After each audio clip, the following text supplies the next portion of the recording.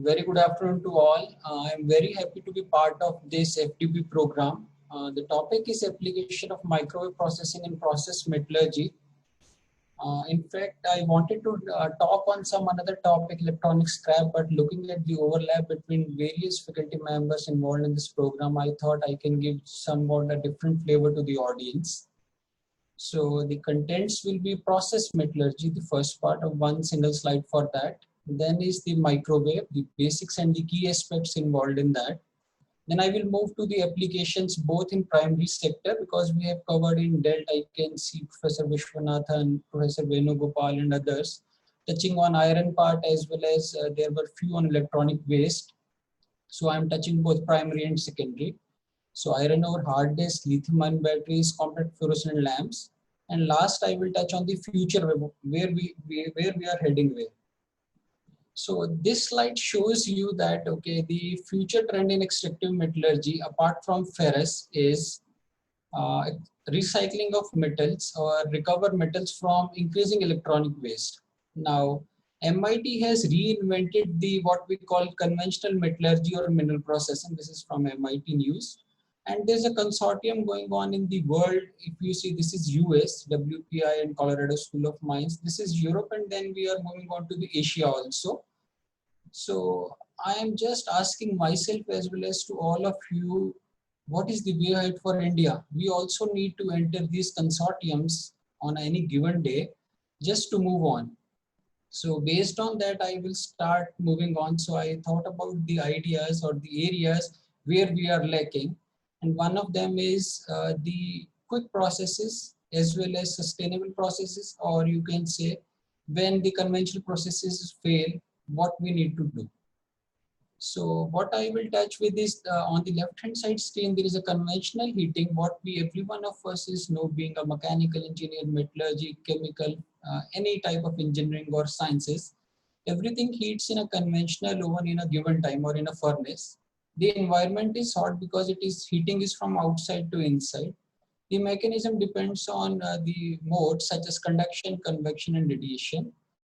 The smaller samples heat very faster than the larger samples. That indicates it is not complete uniform heating. Then samples which possesses high thermal conduction heats faster than those samples with poor thermal conductivity, what we say. And in contrast to microwave heating, we very well know, and there are some facts which I will be just discussing with you, which are learned over the years based on experiments. And there is no hard and fine textbook for microwave. So different materials heat very differently. For example, if you take iron oxide, you can touch 1000 degrees Celsius temperature in 2 to 3 minutes. But if you put quartz or silica, you may not get 100 degrees Celsius in 1 hour. So that is the difference. Then different parts of a material may heat differently. For example, our complex ores, if it is iron oxide ore, the iron oxide phase, mainly hematite or magnetite, that will be preferentially heated compared to the gangue portion, alumina and silica. Then it depends upon the molecular and the structural properties, for example, or dielectric properties. And the absorption or microwave absorption is often phase dependent. For example, water versus ice. Water heats up readily in microwave, whereas ice will never be doing so. So environment is not hot. You can touch the crucible or your apparatus, but you cannot touch the core of the center. That is very difficult. Then energy is deposited more deeply in the sample. That means we are talking about some depth. The surface temperatures may be low. It is generally below 100 degrees Celsius. So the moisture is being driven out from your sample. The energy is deposited in the sample at a certain depth. That is what I will discuss with you, depth of penetration. So microwaves are not the same as they are at the surface, and they are quite different when they are at the center or the bulk. So that is why we say microwaves are always thought to heat from the inside out. So it is opposite, from outside to inside. In conventional, it is inside to outside. The depth is determined by the absorption characteristics of the sample, the operating frequency, and the power of the microwave, what we are giving it. So on the left hand side, you can see this is a conventional sample heating from outside to inside, whereas in a microwave reactor or a microwave heating system, it is from inside to outside. Now there are few reasons for that. first of all, we should understand microwaves are electromagnetic waves. For example, when we were 11th or 12th grade students, we always used to study electric field, magnetic field. So electromagnetic waves operate in both of them. They have a different sinusoidal field in them, and it's a combined action of that is working in this system. Now, what frequency? These frequencies are generally governed by the radar systems, by the UN also. So most often industry is means recommended to use what we say 915 megahertz, whereas for the commonly domestic microwave, this can go to 2.45 gigahertz. The household microwaves also. So this is fixed. So we cannot change it much looking at the safety concerns. Then a simple microwave will look like this. So there is a what we call a magnetron that will generate the microwaves in the system. And then there is one electronics and power supply that powers on the magnetron, the circuit, and it controls the time. Now this is what we call it as a cavity, this white region. So in this case, this cavity, for example, is being defined at the area, active area for the microwave actions. And here is load, that is your food, or in our case, it is samples that is being loaded to get the microwave action. Now, there are some three categories, what we call some of the metals will reflect microwave energy. Okay. This mainly depends upon the structure of the metal, what we are talking about, because it is all how well you can polarize your material. Some cases microwave will be transmitted, and in some cases microwave will be absorbed. So I'm talking about, first of all, if it is pure metal, generally we say if we take it pure aluminum or etc., copper, the microwaves will be reflected. Okay, it will not allow any polarization in that. But if you are talking about materials such as polypropylene, high purity alumina, and many glasses, or in short the ceramics one, there will be some transmission. Now moving on to the third, if there are some materials such as water, carbon. Carbon can be any form in this case. For example, graphite is an excellent absorber of microwaves. So they will absorb the microwaves and will lead to certain temperature rise. So we have to first look at what type of metal or material we are putting to microwave. And always remember, all material will not be heated in microwave. Okay. Then in short, what I will say, what we are talking about 2.45 gigahertz, what does it mean? It means that a microwave field is simply a region that has both E field as well as H field that changes the polarity of a dipole, that is means difference between the charges here, inside a microwave very fast. So this is the frequency, that means 2450 into 10 raised to power 6 times per second. This is the level of polarization we are talking about. This is so fast. That is why there is sudden heating in most of the material what we encounter. So this schematic shows you that suppose these are random oriented. Every system has a charge, for example, let's say plus and minus. So they are randomly oriented. So once it is microwave irradiated, what we will see that there will be a polarity alteration based on the charge in a high frequency electric field. So they will get aligned to this way, all positive, and with this system. And after that, we will see there is an oscillation and rotation of a dipole. This leads to extensive heat generation in a material and clicks. That's like it kickstarts the process and microwaves are being generated. Or in short, microwave is radiated to a dielectric, what we call electrically insulating material, non-conductive this case. The molecules of the material are excited or given kinetic energy as their orientation or polarizations resonate at the frequency of the microwave. This excitation and resulting friction of the molecules causes the material to become hot. Now, there are different mechanisms for that. I will not go in detail, but you can always refer to this slide for interior parts. But there are different ways. For example, heating is based on three mechanisms: dielectric polarization, conductive, magnetic. So if you look at, once you look at the electronic structure of your material, you will be able to understand what type of mechanism it will be dominant. For example, if I talk about magnetic loss, generally these transition metals like iron, cobalt, nickel, they have free, means what we say, the electrons which can participate in the reactions. So in this case, we are bound to have magnetic losses. That means the H field will be dominating. Having, for example, electronic polarization, then in that case, E field will be active. So in short, in some cases, your E field will be active, and in some cases, your H field, magnetic field will be active. So based on that, you can expect your response. So this was the knowledge what we used to get up to last 5 years or so. But recently, people have devised that microwaves can be made in which can be operated under only E field or under M field. For example, if these are ceramics, I will just say don't use H field, use E field. So your all expenses as well as the system will become far easy to operate. But if it is a magnetic material, I will suggest you just use H field, don't go for E field. So based on options, and think of what system is ideal for your material.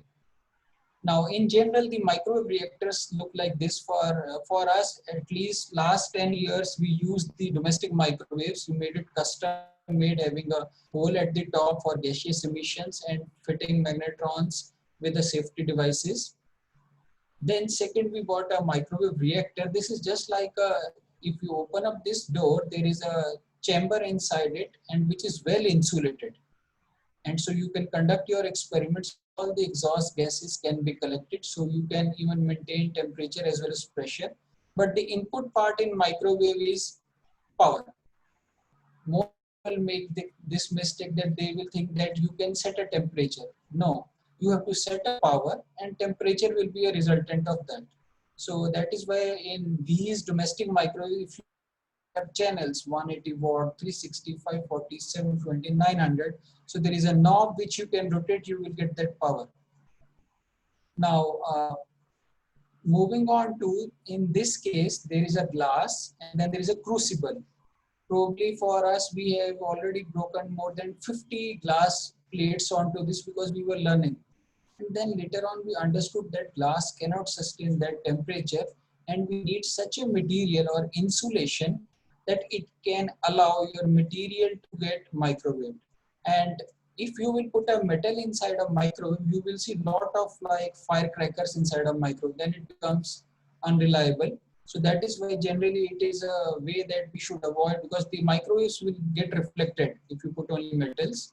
So this is a very simple one. I encourage you, all of you, you can also create microwaves or setups for your lab, and we can always help you because we have a couple of probably 10 or 12 years experience in different microwaves from India and Japan. And this is the latest one, industrial microwave furnace back in Japan. They are 10 kilowatt power. So this is zero point 0.9 or 900 watts. This is 10 kilowatt. The major difference is the frequency, 2.45, as I told you, for domestic and small scale applications. But for industrial, this frequency has to be lowered. Then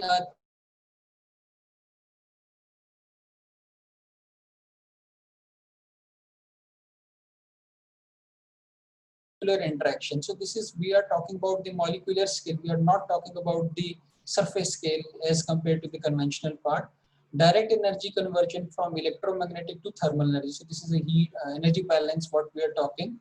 Then is a rapid heating. Now, if you ask me what is the residence time in microwave, I will say a couple of minutes. Means for us, we have never exceeded more than 10 minutes. So in most of the applications, it is 1 minute, 2 minutes, 3 minutes. And for ceramics, let's say for even when we want to do some kind of a welding also through microwave, it is 20 seconds only. So that type of residence time I'm talking about in seconds and minutes. Then there is a selective heating. This selective heating is only applicable provided your raw material is susceptible to microwave. There are ways you look at the dielectric properties. Based on that, you calculate the penetration depth. There is a simple empirical formula. Then you go for whether you should go for microwave or not. Then there are some non-thermal effects. That means it is not an isothermal compared to the conventional. So heating rate in conventional furnaces, you set it at 10 degrees Celsius per minute, 20 degree or so. But in this case, this is dependent upon your material itself. How well your microwaves will couple with your system. So that is the main thing.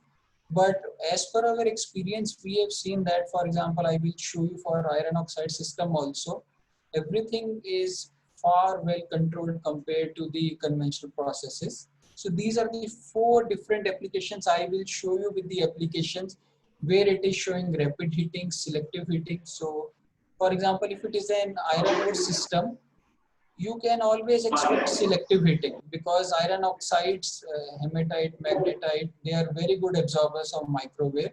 So they move on very well compared to alumina and silica in this case.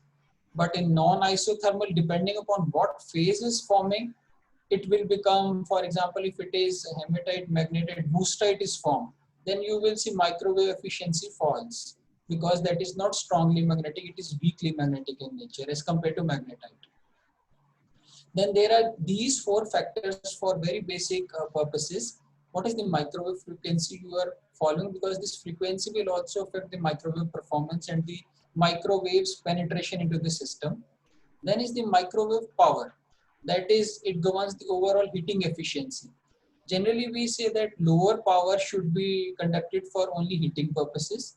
But if you want the chemical reaction such as reduction or let's say digestion purpose, you should go for higher powers.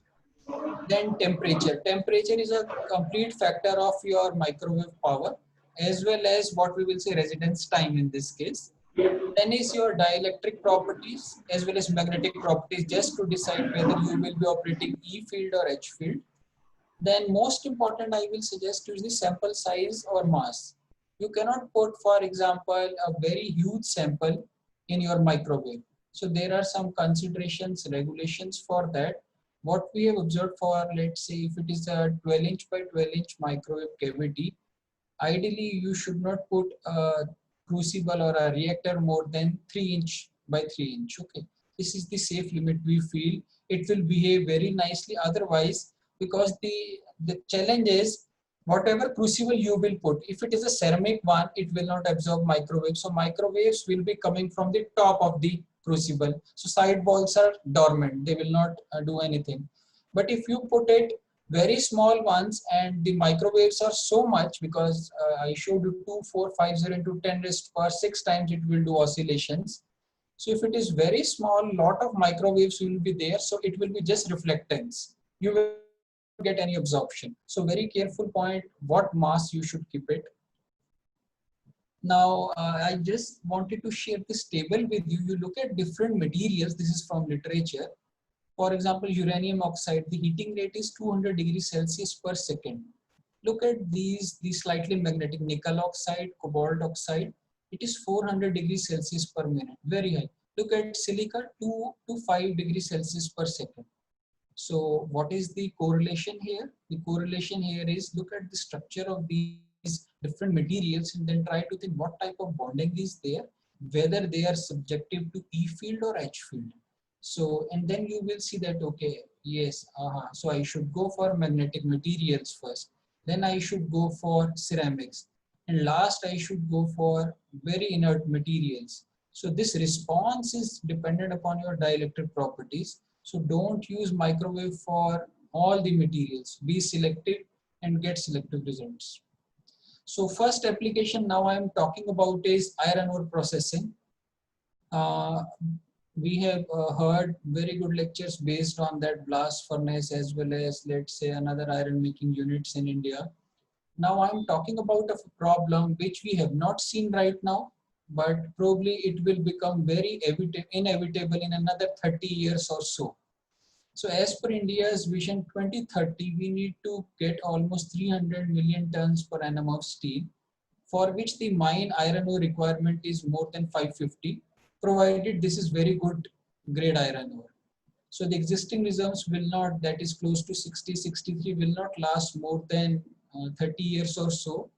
And the captive mine sites for sale and others will work very well for the time being.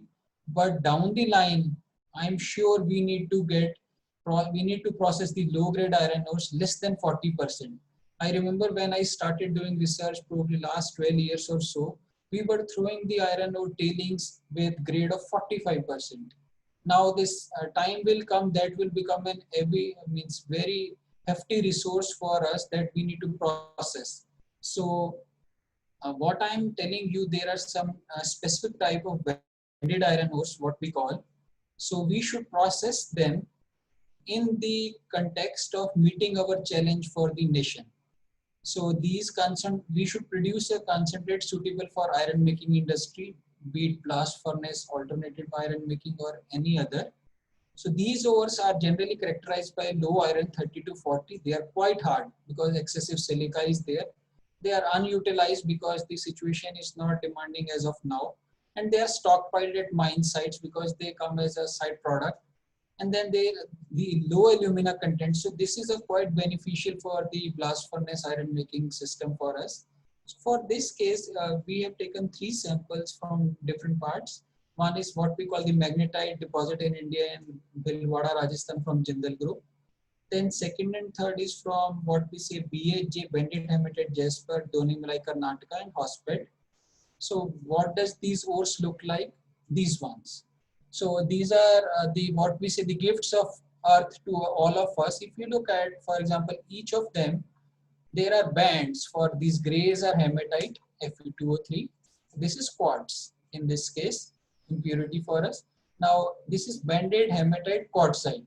Okay, because this is white quartz.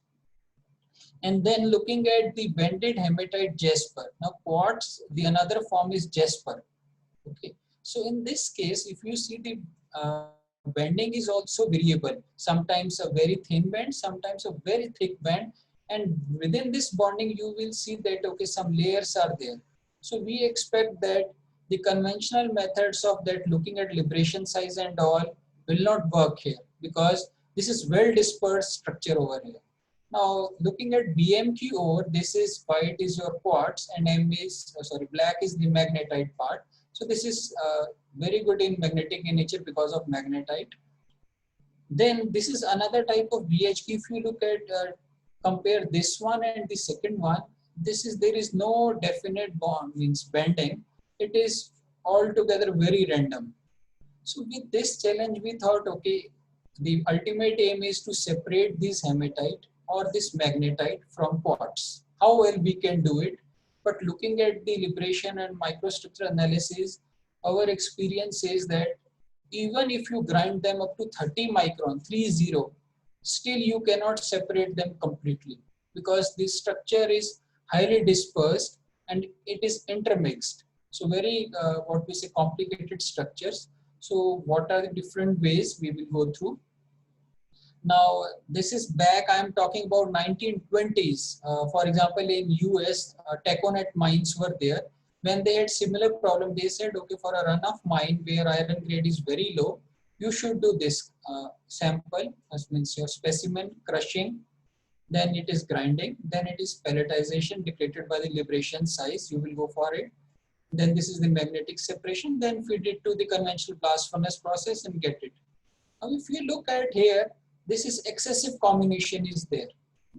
And we are thinking that, okay, everything will be separated by this part. But in bended iron ores, we tested this thing, it does not work at all. So what we have come it, for example, this one. So we devised a recipe for this. So this is the physical separation. We will do conventional magnetic separation, spiral separation, jigging, etc. And then we look at the carbothermal reduction. That is what we are talking about, our section of the blast furnace. Can we do a really good carbothermal reduction in C in a muffle furnace? And then only micro exposure, no reductant, and then try to see if these ores will respond better. And last is microwave reduction, similar but changing in the microwave reactor. So these are different apparatus what we used in our laboratory for the same. So first I will discuss with the bended magnetite quartzite BMQ from Rajasthan. So this is fairly easy. The reason being because magnetite was there.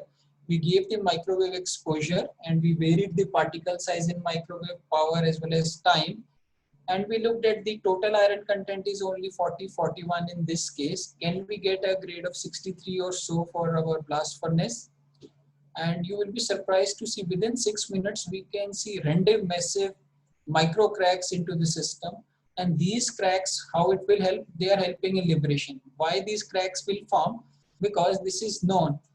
The quartz will undergo the phase transition from alpha to beta at a temperature of 575 degrees Celsius.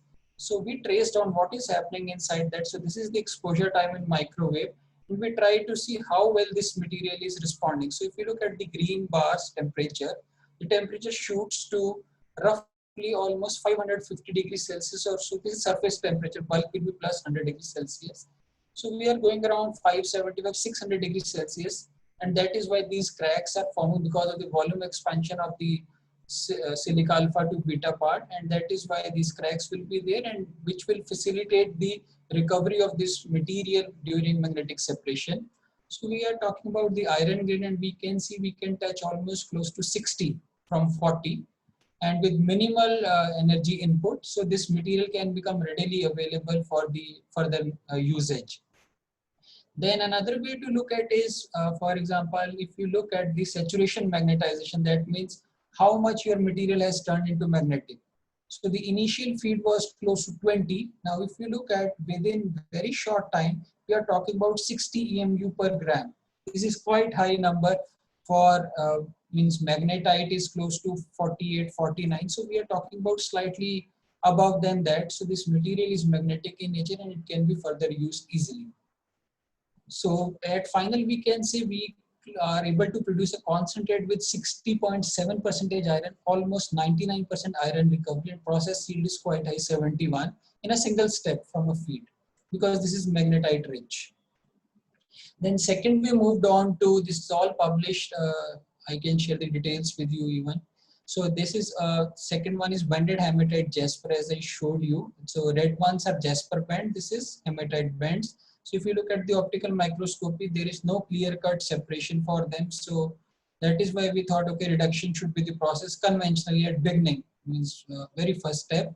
So the process says, okay, you look at the thermodynamics. First of all, within the impurities, alumina, silica. So if you look at, we are talking about, or we are interested in this blue, green and yellow. So these are here, and we all very well know that at such low temperatures, means unless and until you grow 1600 degrees Celsius or above, these will remain untouched. They will not get reduced into the system using carbon based on the Lingam diagram. Then there is a strict competition between the iron oxide and the, what we say, the Baudrillard reaction will also come. And we try to look at, so generally we look for the intersection area, or we will say wherever there the Gibbs free energy becomes negative change, we will say this change is favorable, go for that. So there is lot of overcrowding above, let's say 700 degrees Celsius to 1100 degrees Celsius. We don't want to touch above 1000 degrees Celsius because that goes into the category of sinter making. So if we look at here, we said, okay, this is the real region where we should play. So based on that, we could see that we are able to get almost a DRI like product. And if you look at the structure also very nice, and iron is close to 84%. And the magnetic moment is also close to pure magnetite, 44, 45 in this case. And we change different reductants, for example, charcoal. Charcoal was conventionally used. Cow dung. We tested cow dung, it behaves very well. Coconut shell, the waste material, similar results were obtained. So we get a first-hand information that yes, this is the way to go for such intricate materials. Then I moved on with my group for microwave assisted reduction. In a context, what I already promised to you, clean energy source, faster reaction kinetics, energy saving, and selective interior and volumetric heating. So this is the reactor what we used for. So now in this case, this is the refractory crucible. You have to be very careful for your crucible. You cannot use any kind of crucible without thinking how it will interact with the microwaves. So it should be refractory grade, what we say. Then there is a base, magnetron. So this is a very simple system. Based on that, we devised this one and purchased from Energy Microwave Systems. So this is for gas vent. So you can collect the gases, analyze the gases, how much CO, CO2. So we put a portable gas analyzer here, get the values of CO and CO2. Now this is what your material is. This is feed, which is hardly touching 400 degrees Celsius up to 15 minutes. But if you add carbon, you will see the response is increased significantly. You are able to reach close to 900 degrees Celsius within 10 minutes. Now, this is a snapshot of the real experiment through high videograph photography. We observed that this is the flame during the reduction. It is quenched to arrest the oxidation of the material as such. And then initially student said, sir, I am getting some steel balls. I said, you must have done a mistake. He said, no, we tested at least 12 times and we were able to see these balls as you can see on the highlighted sections here. And we looked at the structure of these balls. This is what we say conventional metallurgy, retained austenite with your martensitic structure. We were amused to see that and we reported it, and we tried to look at the science behind that. So this is, for example, weight fraction of different iron oxide phases or possible phases in the system. And we can see that hematite starts in the feed from 55 or so, and it gradually falls and comes to around 15. So you look at phthalate, phthalate will only start above 7% carbon or what above stoichiometry, and you will see the ferrite, this blue color will also start coming. So we are talking about ferrite and that too from a material whose iron percentage is 34 in this case. And ferrite we call it above 85 or so in this case. So we were very happy to see that. And with time also we could see the variation of these phases just to make the sense. But looking at this plot, we spent couple of months on that, why it is not behaving. So it shows that iron recovery dips and then it increases. Now that means some phase is forming which is not allowing the iron recovery. And in this case, we try to look at the magnetization values also. So these balls are having EMU per gram is close to 200 and pure iron is 217 EMU per gram. I'm talking about metallic iron. And looking at this, the different charcoal dosages, we can see the ferromagnetic character was falling 72, 69, 21. Then we said, aha, we understand. This is because above this 9 and above, your phthalate becomes dominant or it is very active in the system and this should be prevented. Then we understood that, okay, this boostite is reacting, right? Boostite FeO is reacting with the free quartz in the system to form phthalate, and we should try to avoid this to get the favorable product. But all this is happening in a fraction of 10 minutes or so. We are talking about it. 6 it starts, 10 it finishes. So compared to lot of hours in conventional processes. So then we looked at and we said, okay, based on the temperature, can we classify the phases, ferrite, ferrite, magnetite, even cristobalite starts forming.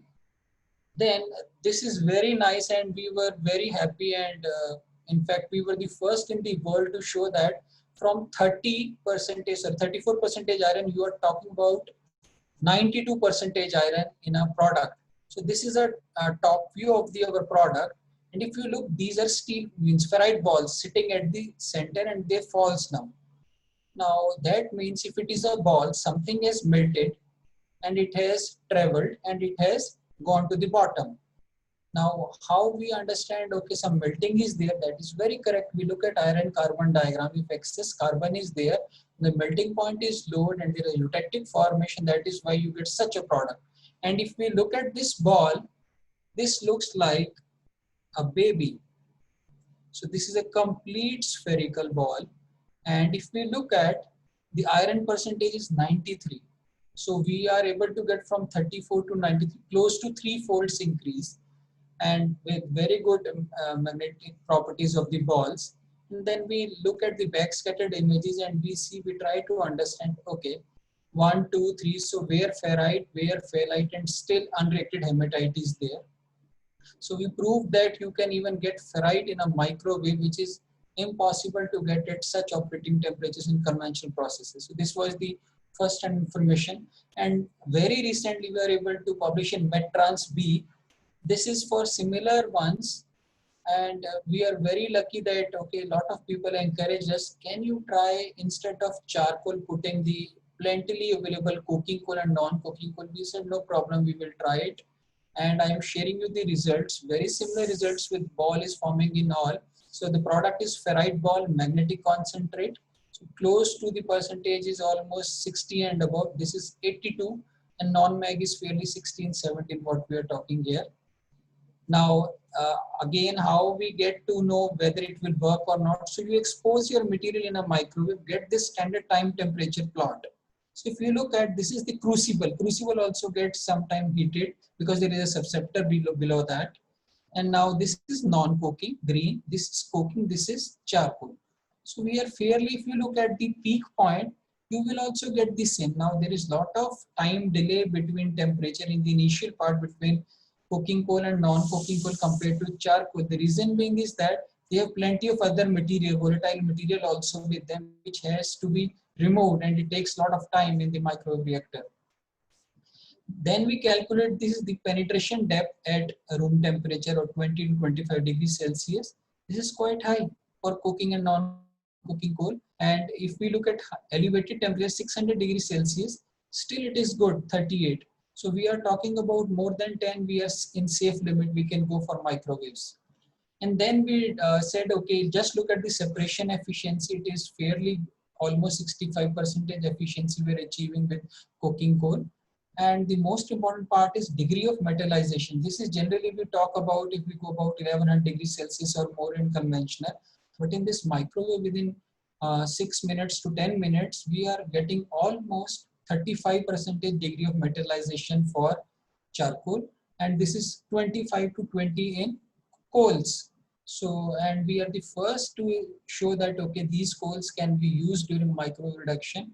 And probably we are looking for now how we can proceed further. So based on this, I was also part of Indo-Japan first iron making steel making symposium among all of probably Professor G.G. Roy, Professor A.K. Singh, Professor Majumdar, Professor Shukla.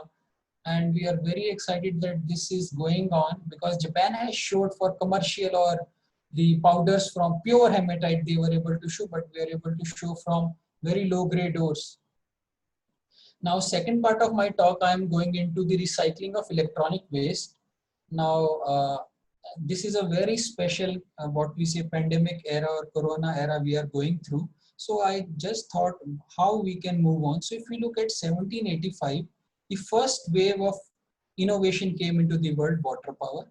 Then is steam power. Then is coal electricity, third power. We are talking about 1925. Then fourth wave came around 1970s, oil and gas. Then 2020 or so, it is digital network. Now sixth wave is about to come. So in this case, this is all about renewable energy. I'm talking about the terms renewable energy, sustainability, lithium batteries, circular economy. You go to any place, you will read about these terms. How it means attracted us. We were very happy to read this because, and to venture into this field, it took a lot of years for us because we have to understand chemical engineering, chemistry, resource, life cycle analysis, economies, policies, publications, critical reviews, lot of time, effort into this one. So we moved on. So the renewable energy says, all of us wants now LED. We want CFL up to let's say last 5 years or so. Now it is LED era. Cell phones probably minimum, if a family has 4 members, 5 cell phones will be there. Wind turbines are coming into the picture. Hybrid vehicles, electrical hybrid vehicles that will touch on the Indian road by 2030 and good amount. Then is the petroleum refining. What is required for this? Rare earth minerals. Plenty of talk has been going on, so I'm not talking about this one, but these are the, what we say, the primary sources, and I'm saying the value is 0.5 to 2%, and that too if you touch the V portion of the Indian political map, the bottom V portion, there only you will get the rare earth sources from wheats and others. Now my question is why we are not recycling the different parts or the e-scrap. I'm saying they are all going into landfill as of now, or they are going to they are sitting in the ships and going to Umico or Belgium for their recycling. So rare earths in electronic scrap. So first source is the magnets. Your hard disk drives, it has a very good magnet containing 28% rare earth values. Then is this rechargeable batteries NIMH values. Then these CFLs as well as slim tubes, what we say, phosphorus. So I'm talking about, I'm comparing these secondary sources, a better source, so 0.1520. This is not only about 2 to 30, this is more about why to fill the land. better to recycle them, get the values out of them so that you have less burden on this side. And another problem with the rare earth primary sources is that most of them falls under the Indian Atomic Agency. So we had uranium and thorium along with that is not so easy. And Indian Rare Earth Limited, almost 40% of their resources will go for Toyota Japan. So time is coming up that we need to look at very carefully. So we at Niti Aayog have devised the formulation and policies. This is the way to go. So I'm talking about a very conventional means different work what we started. We looked at a hard disk. I said, okay, because after 2G scam mining, nobody was happy to send ores from let's say Karnataka and lying areas to Roorkee, that is Uttarakhand. And so we were in trouble. So I said, okay, this is the time of opportunity. Let's look at these electronic scraps. So we look at these hard disk drives. There is a printed circuit board, there is a disk, there is a motor. And we said, can we propose in the world for the first time that you can look at this hard disk as a resource? Most of the people will not throw their hard disk citing there is a data, and also you do the disk fragmentation, get out of all the data so that it becomes usable. So we looked at, we collected hard disk from in this era 2004 to 2010. At that time 40 to 80 GB was very good hard disk. Now it is terabytes we are talking about. So we said sorting PCBs, ND, FEB magnets. So these are different portions available. And we said, can we expect some evaluation of recycling potential? So this is what one hard disk unit will offer you. 470 grams, it will give you 8-gram magnet and a PCP 17 gram in which copper is 24%. If you talk about a primary copper source, a good copper source in India will probably range from 0.5 to 1%. If you want 2%, you need to travel to South America, Chile, to get 2%. So we are talking about a fairly rich source over here. And then there are plenty of another different metals present on the system, platter coating. Some of them are not exploitable because this is only a very fine micron layer thickness. It will be very expensive to pull out the values from them. Then we looked at the detailed surface and the scanning electron microscopies, and we said what type of elements are present and how it is there. And looking at the different XRDs so that we understand what is the phase association and how we should attack it to recover them. And we said weight percentage. So the best part among the hard disk drive is PCB, magnet, connection wires. So based on this, you can make a decision whether hard disk will yield you something or not. So companies look at this data and then they proceed. So I will just share you very briefly. So these are hard disk PCB drives. Professor KK Singh showed you that, okay, leaching and all is going on. So we had said, okay, we don't want to go into hydrometallurgy in this case. So you have a cutting because these are ductile material, also some metals are present. You do it hammer mill and then you make a very smart fluidization system for yourself in which ideally all plastic fraction will go at the top and metal will sink to the bottom. So it looks very simple, but it took almost 2 years for us to make such a shape, and we had a filed patent on that. What is the best source for that? So first we use air, then we use water, and we get clean almost 90% of the plastic values out of that. And the metallic portion can be recycled very easily by conventional smelters also. Very happy, they are very happy to get almost metals purity with 80% or plus. So hard disk magnets are also being treated by demagnetization. We did microwave exposure followed by leaching to get the rare earth precipitate and rare earth oxide, neodymium oxide in this case. And we said the product of this printed circuit board is copper is 92% roughly. This is the product. This is the tailing part. It has some 18% fraction in that because of mixed particles. Then we looked at the NdFeB magnets in the hard disk drives. Now, this case, the phase is Nd2Fe14V. So it took almost 1 decade to devise this material, and it is manufactured through powder metallurgy because this is very unstable phase through conventional means, very difficult to make an alloy in this case. So we are doing reverse engineering, looking at this and then thinking how we can pull apart neodymium and iron. So one of the systems is, can we oxidize it? So we looked at RE magnet. The conventional process, NML and other places are following this muffle furnace, 6 to 15 hours, then expose it followed by leaching. So we said we can do something. And the importance not is only hard disk, but if you look at in a wind turbine, which is capable of producing 1 megawatt electrical energy, almost 2 kilogram of NdFeB magnet is being used. So there is plenty of magnets with these wind turbines available with the same composition. So this is what we say the hard disk magnet. This is crushed. Then this is microwave exposure. So you get the rare earth oxide after leaching and precipitation. The non-mag part, some rare earth is being lost. So we are figuring out how we can keep it back. And this is the LRE's iron part of that. So this is what is going on. So same time temperature plot, you look at the microwave exposure, you will see immediately there is a spark in temperature, very steep slope. Why it was so? Because we could see that the iron in the your NdFeB magnet is a highly means microwave susceptible. So it catches very good microwaves and you get iron balls. Again, very high purity iron balls are coming up and that is forming, for example, Fe, Fe2O3 and neodymium iron oxide, and neodymium is being leached out. So we looked at the thermodynamics and we said, okay, we need at least a temperature of 1100 degrees Celsius to escape NdFeO3 formation.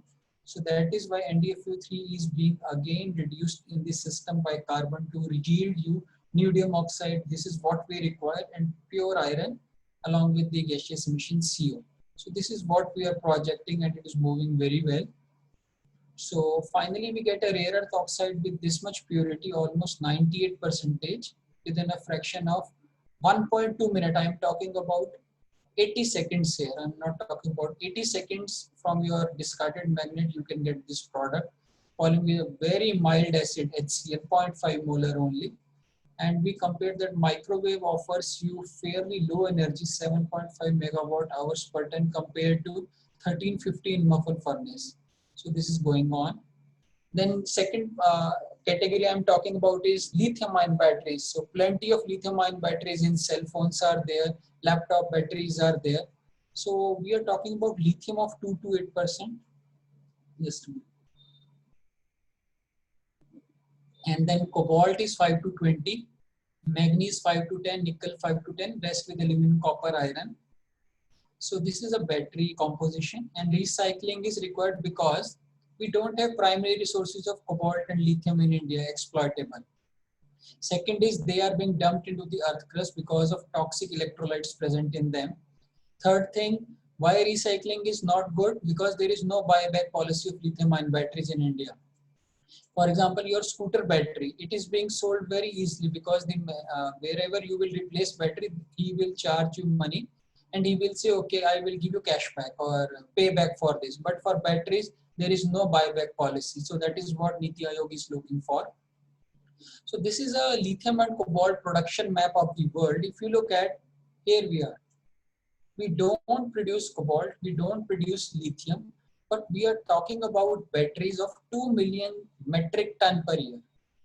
That is why if you open up the most of the batteries, I'm not saying all, most of the batteries, it will be written made in Japan, China, Korea, Singapore, etc. So this is a high time for India to get, because primary sources, there is no way of you can get primary sources in India, but you can get at least from secondary source. That is why we are driving lithium ion battery is a good source. And for lithium, I can tell you, if you look at pegmatite, spodumene, etc., the primary sources, the best deposit will have 1.5 to 2% lithium again in Chile, where there are dead seas. Lithium generally is found in dead seas, for example, South America. So this is a far better way and easy way not to save environment, but to conserve your resources and make Indian, what we say, Atam Nirbhar or make in India Swachh Bharat. Every means slogan falls into this category. So this is the recycling of discarded lithium ion batteries. So before we ventured into this, world was doing hydrometallurgy, pyro combined.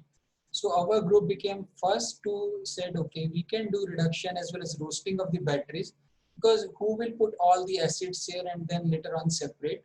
In these ones, lithium is being lost because it is highly volatile. So it is lost. And then this is the combined hydro-pyro route, one plant in the world is operating. Then we said we don't want to add anything in the your batteries, we will use, the Chinese said use coke, carbon black, lignite. We said no, we don't want to use. We will use graphite of your lithium ion batteries, which is anode, to reduce cathode. So this is what we say, indigenous carbothermal reduction of lithium ion batteries.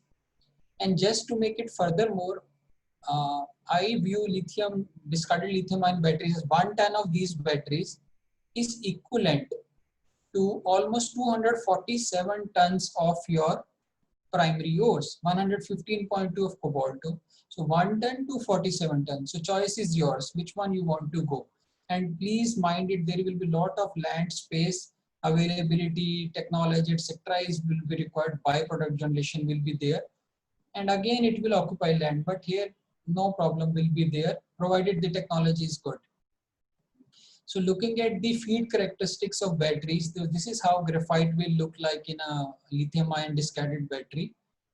And then this is anode. So we look at different phases there, anode, cathode. Cathode is always lithium, cobalt, metal oxide generally. So this is what cobalt 19.2. So if you look at 19, 827, 30% or so, here it is 50, sometimes very good. They are non-magnetic in nature.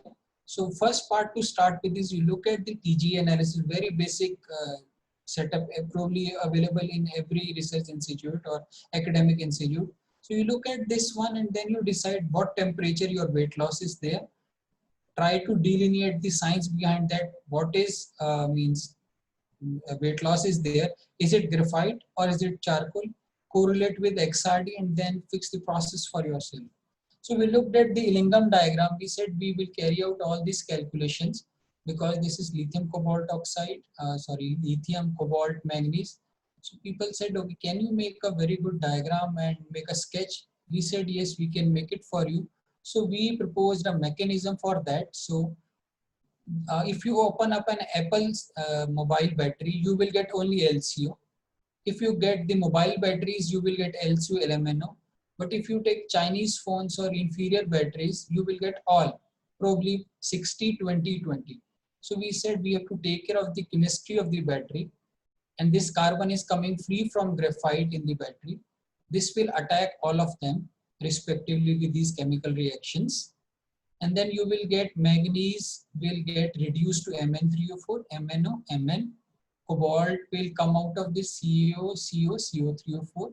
And lithium, which is being lost in the industrial process, we said, okay, we can take care. Carbon will also, along with graphite, okay, so carbon at elevated temperature, 800, 900, due to Baudrillard reaction, it will come into the picture, it will say, no, I will also form CO2 and CO. And this, during the dissociation of these cathode materials, Li2O will form, this will react with CO2 to form lithium carbonate. This is a product for, this is generally used as antidepressant by pharmaceutical industry. So we are saying this product can be used for pharmaceutical industry, and these products can be used in the precursor of these battery materials. So you are getting metal oxides, and this is the precursor of battery materials. Then we said this is the process. So spent lithium ion batteries, crushing, sieving. So you get mixed electrode material, take out the electrolytes, microwave exposure, then water leaching, you will get lithium carbonate. If you want metals, then you go for citric acid leaching. If you don't want, you can get the metal oxides, again push it back to the manufacturing of the battery. So based on that, whatever you want, you can get a metal or metal oxide. Metal oxide is better because there is no acid involved. So you can easily play with it and you can offer the product to the industry. So this is what the final results shows us. This is the solution crystal of lithium carbonates, what we are forming. And this is the magnetic fraction. So we are saying our process, this is the conventional what we used, and this is the microwave reduction and exposure. Within 8 minutes, 900 watt, we can offer you a product which will have 71, almost 86% metals in the oxide form. And the recovery is also very high. Manganese is generally low because it requires higher temperature. So you can easily play above 80% or so with the process yield, and you can get your metal oxides or metal using this process. So this is the world status, what we are showing that, okay, where we are.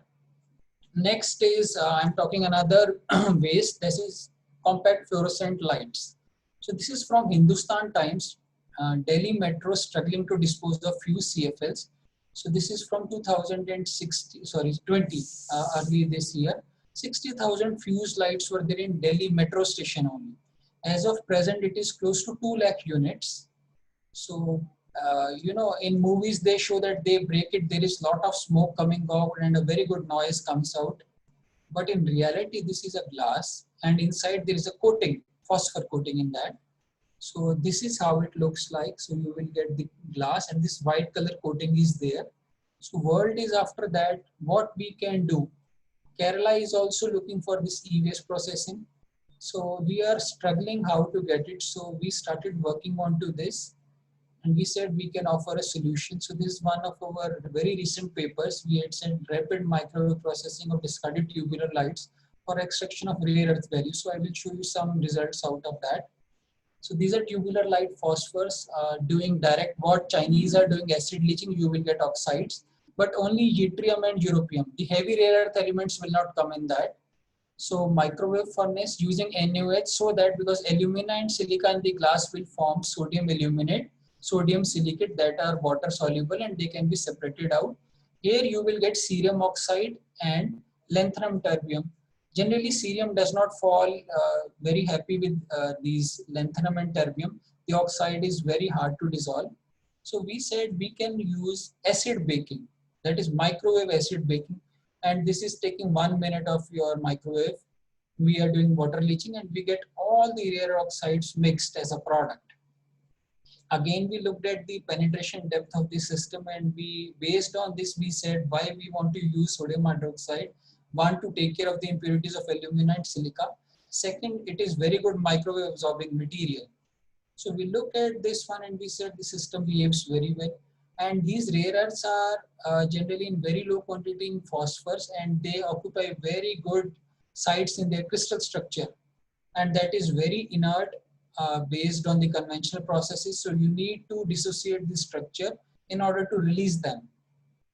So this is the snapshots of the experiments and the systems. So if you look at this is almost red hot. So you get dried region, moist region because of sodium hydroxide. And then you look at the time temperature plot at different dosages, you will see that, okay, a temperature of 1100 degrees Celsius is forming. It is basically flux reaction is going on. Sodium hydroxide melting point is 320. So it diffuses through into the system. This sodium ion sits into the crystal site and it helps to pull out the rare earth values, and then they become free and they oxidize and they come out of the system. So this is what we will say your REO feed or the final product will look like, looking at the terbium oxides, cerium oxides or the lanthanum oxides. You get the mixed oxide as a product that you can, if you want to separate them, that itself is a challenge in pyrometallurgy. They do it at above 1400 degrees Celsius or so. But mixed rare earth oxide means product you can get very easily. So this is what we say a final mass balance. This is a take home slide for all of us. 100 units of discarded tubular lights. Now these tube lights are generally we say T5, T8, T12 based on the diameter. So if you take 100 units, that is almost 11 kilograms. It will offer you 50 gram of rare earth oxide here and 7 gram of rare earth oxide finally here, 66 here based on that. Now, if you talk about the primary source, it will take plenty of material and this is also waste. So this is what we call waste to wealth. You can get it. You can, means there is some acid also involved, but without that rare earths cannot be solubilized to the extent that it can be recovered. Now, one more, I will just have two more slides. Another slide is showing, this is work from Nottingham University, UK along with Tata Steel. So they are saying it is also possible to produce coke lumps from coal. Now we have also started working onto this. Probably next time I can share the results with you. So this is from 5 minutes densified coal. You will get probably a coke-like structure. So this is going on. Same thing, they are looking at the dielectric properties with respect to temperature. So in fact, this is an outcome of time temperature plot. And you look at different frequencies and you will say, okay, bituminous coal can be converted to coke. So this is another direction. Now, one last for our direction was also for red mud, which is a major nuisance for aluminum industry. So red mud in this case 25% iron. So based on the iron success in low grade ores, we were able to get a very good iron upgradation in that, and we can see it can go for not in blast furnace but for direct iron making because ferrite balls were also forming. Then we said we look at this red mud along with carbon at different dosages. And we were able to see there is very good temperature rise in this system. And based on that, because they are microwave absorbing, we devised a technique what we say. So red mud is neutralized because it is highly basic 12 pH. So we bring it to 6 to 7 pH. 7 is a good number. Microwave heating followed by magnetic separation, pull out the iron values. So non-mag portion is being thrown with in the hydrometallurgy leaching section. Then you get out of aluminum and silicon. And then we say, okay, we can offer you different products, P1, P2, P3, P4, P5, whether it is good for blast furnace or alternative iron making, along with some aluminum, silicon, and titanium also. So titanium and rare earth also come along with this section. So we try to recover them also. This is the work going on red mud for us. So in last, I will move to what are the challenges for the commercialization of microwave assisted metallurgy. It is based on our experience, it is very difficult to understand the microwave material interaction unless or until you go into the deep inside and you have visited at least many microwave reactors. It is not that easy. Then is how well you can predict microwave absorption of your material. Then is can you model and simulate microwave heating because it is non-isothermal. So it needs lot of input parameters. Then is proper and efficient design of microwave applicators. For example, in Bombay, there is one industry going on which are producing industrial microwave reactors now. So as of today, I feel there is a huge scope for microwave processing, and this is probably the best advancement in process metallurgy in last 10 years or so, applicable to ferrous, non-ferrous, and electronic waste. So thank you very much for your patience.